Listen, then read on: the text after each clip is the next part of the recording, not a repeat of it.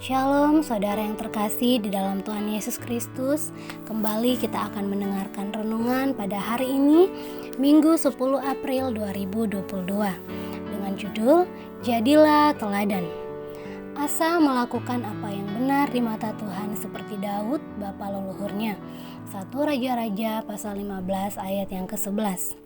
Sekalipun bukit-bukit pengorbanan tidak dijauhkan, namun Asa berpaut kepada Tuhan dengan segenap hatinya sepanjang umurnya. 1 Raja-Raja pasal 15 ayat yang ke-14. Bacaan harian 1 Raja-Raja pasal 13 sampai 15. Asa adalah raja ketiga dari kerajaan Yehuda. Ia merupakan cucu dari Rehabeam, cicit dari Salomo, keturunan Raja Daud. Ayah Raja Asa yaitu Raja Abiam adalah raja yang jahat yang menyembah berhala.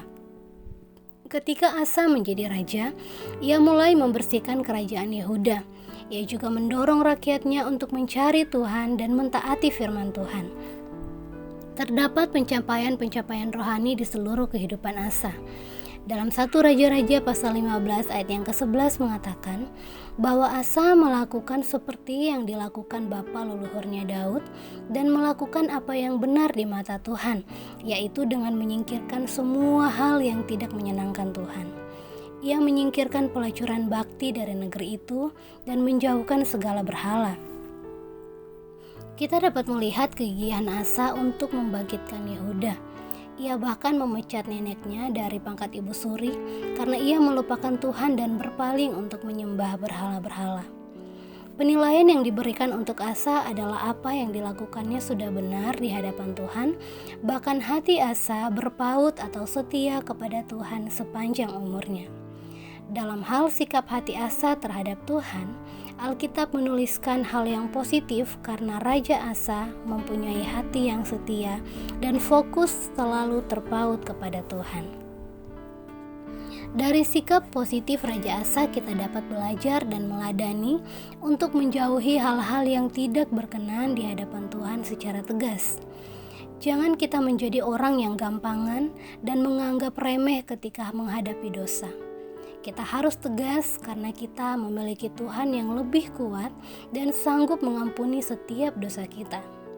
Kita harus belajar seperti Raja Asa yang melakukan apa yang baik dan benar di mata Tuhan, selalu takut akan Tuhan. Raja Asa mempunyai keteguhan hati untuk Tuhannya. Ia merupakan hal yang harus terjadi juga di dalam hidup kita. Tuhan pun akan memberikan kita kekuatan dalam menaati firman-Nya.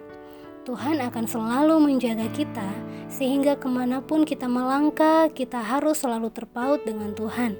Apabila ada dosa, maka kita harus bertobat, berbalik menjauh dari dosa, dan dengan segenap hati kembali kepada Tuhan, meninggalkan semua tindakan yang tidak menyenangkan hati Tuhan, berusaha untuk selalu hidup kudus di hadapan Tuhan, dan senantiasa lapar dan haus akan kebenaran firman Tuhan.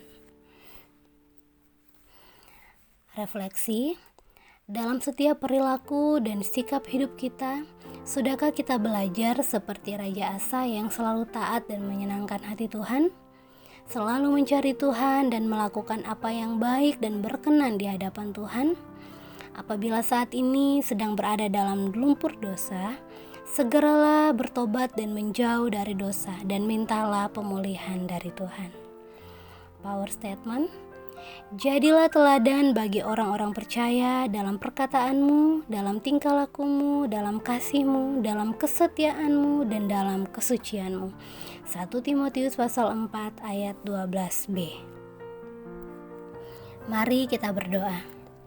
Tuhan, kami mau belajar untuk menyenangkan hati-Mu supaya kami dapat lebih melekat dan terpaut dalam kuasa kasih-Mu. Firman-Mu adalah kekuatan untuk memampukan kami untuk taat dan setia dengan segenap hati melakukan kehendak-Mu. Dalam nama Tuhan Yesus, amin.